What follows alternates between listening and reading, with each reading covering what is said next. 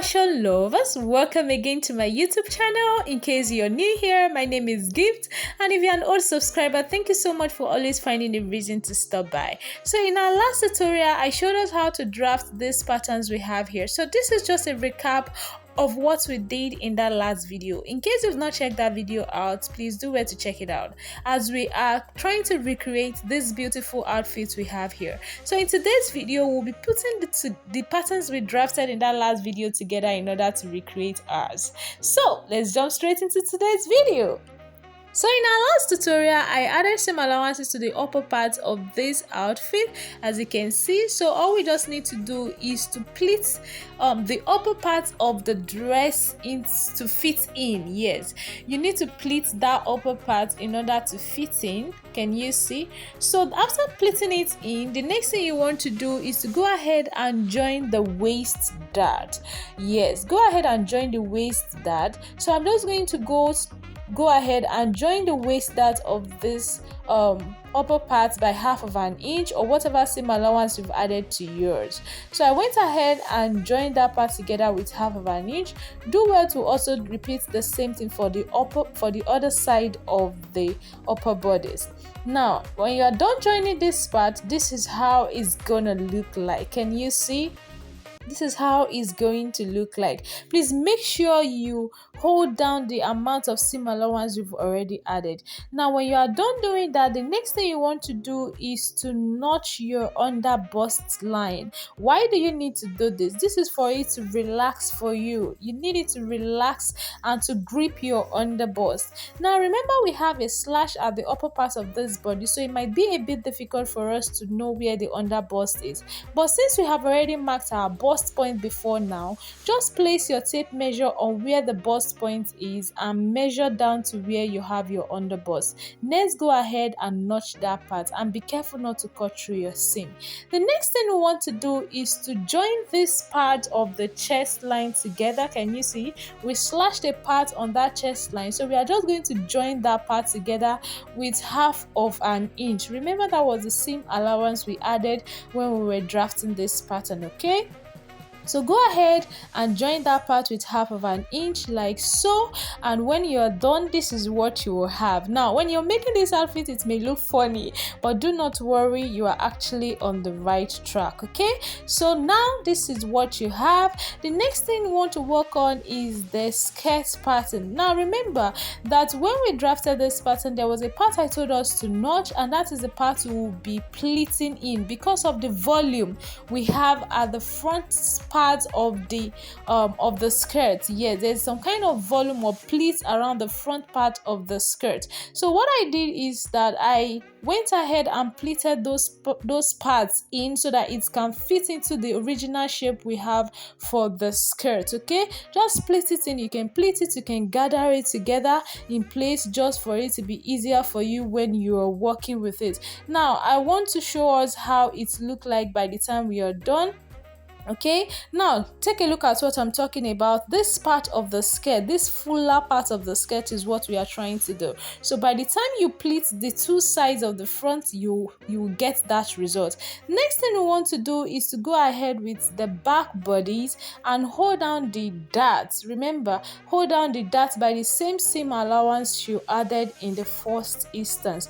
Do this for the two parts or the both parts of the back. The next thing you want to do is to go ahead and attach the facings. Yes, remember we added 1/2 inch to the upper part of the facing. Go ahead and hold that down, but please do not let that get to the zipper line. Okay, go ahead and repeat the same thing you did for the front facing. Attach your front facing to the front block like so, and then go ahead and notch. Why do you need to notch? You need it to relax for you, okay, because it's a curved line. Okay, now the next thing you want to do is to top stitch, and in order to do that, just grab those places or those points you notched earlier and make them face the part, or turn them towards the facing part. Okay, turn them towards the facing. Yeah, I think that's the right English to use. And when you have done that, go ahead and top stitch with 0.25 inch, okay, making sure that this catches the notched part you have underneath. Now by the time you're done doing this, this is what you will have. Can you see how neatly finished that part look? Yes, that is how your result should look like. Repeat the same thing for the back part, making sure it doesn't get to your zipper line. Okay, so I did that for both parts of the back, and now we are moving to the skirt part. Hold on the back part of your skirt by the amount of seam allowance you added or the amount of dart allowance you added, and then go ahead and press that down. Now I'm done pressing, and at the same time I've gone ahead to serge around my fabric. Yes, remember I told us I'll be serging all parts of the fabric like so. We need it to look very neat by the time we are done. So I also went ahead to attach an interfacing. They call it paper stay here. The reason why I did this is to give the fabric more stability around the zipper line, and also it will be easier for me to take off by the time I'm done fixing my zipper. Okay, that was why I added the paper stay. So I just went ahead to show us the other part of the fabric. I've gone ahead to set those parts around. Now the next thing we want to do is to join the upper part of the back with the lower part of the back. That is the upper bodies, the back upper bodies with the skirt upper bodies. Now to do this, you have to make sure that the darts align, okay? Make sure that the two darts align. So I'm holding it down by 0.5 inch. Remember that was the seam allowance we added. Please make sure those darts align. I keep iterating this because it is very, very important. Now when I was done, this is the outcome. The next thing we want to do is to attach our zipper. Remember, you're going to do the same thing you did for this part for the other part of the back. In order to attach your zipper, I went ahead to just measure out the length of my zipper. Now why am I measuring this? It's for me to know where the zipper will end on the dress. Yeah, so in order to do that, I just went ahead and mashed up the two back blocks now, and then held it together with a pin, making sure the seams align. Can you see? And then I went ahead with my tape measure and measure out the initial measurement I got from the length of my zipper. So the length of my zipper is 23 inches. After getting the 23 inches like so, I went ahead and stitched that part all the way to where I want my slit to start from. Okay, good. When you are done holding that part down, this is what you have. Now in order to attach the zipper, I just went ahead like so. Remember I told us not to make the facing overlap at the zipper area. Good. So what I did is to go ahead and just stitch the edge of the zipper to the dress. The reason why I'm doing this is to secure the zipper to the dress. Remember, I'm not also using a zipper footer here. I'm not using an invisible zipper footer. So I will be attaching this zipper with my normal footer. Okay, so after I've gone ahead to stitch that down, I'm going to show us what it looks like. Okay, can you see? So I'm just stitching the edge of the zipper to the dress, not the entire part of the zipper.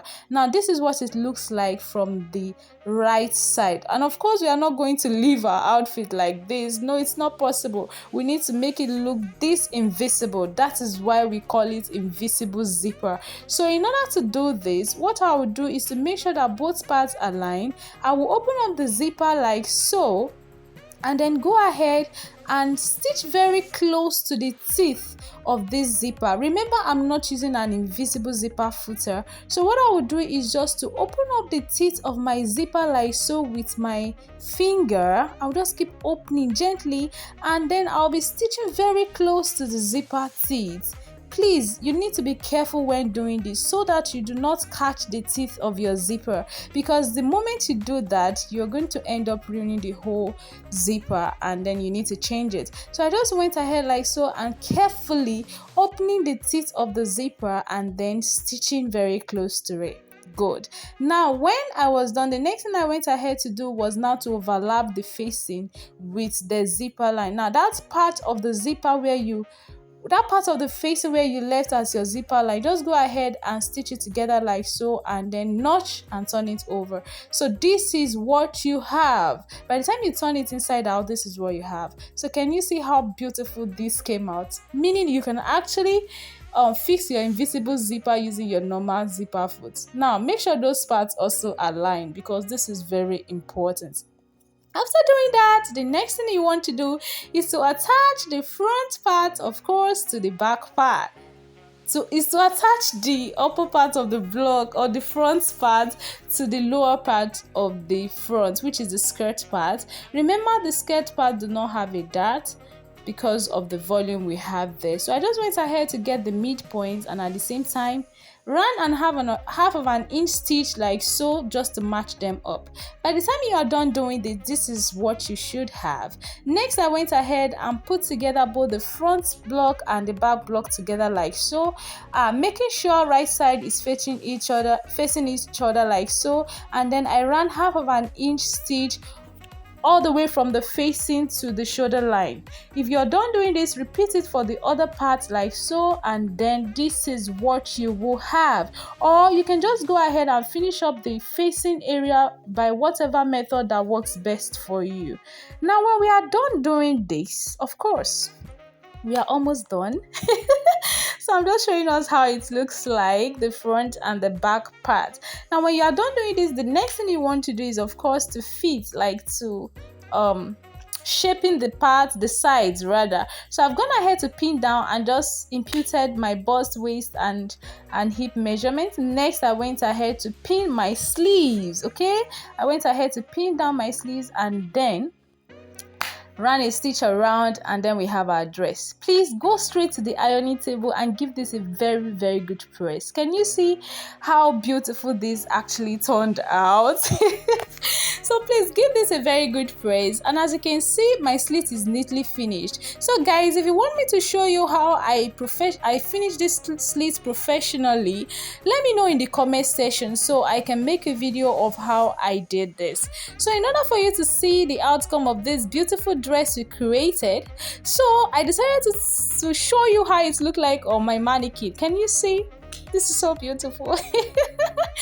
So this is the drapes on the upper part, the sleeve, the drapes on the lower part, and of course I went ahead to show you how it looked like on me. Can you see? Please, I don't know if I should play the sound, but this is how this looks like on me. Can you see?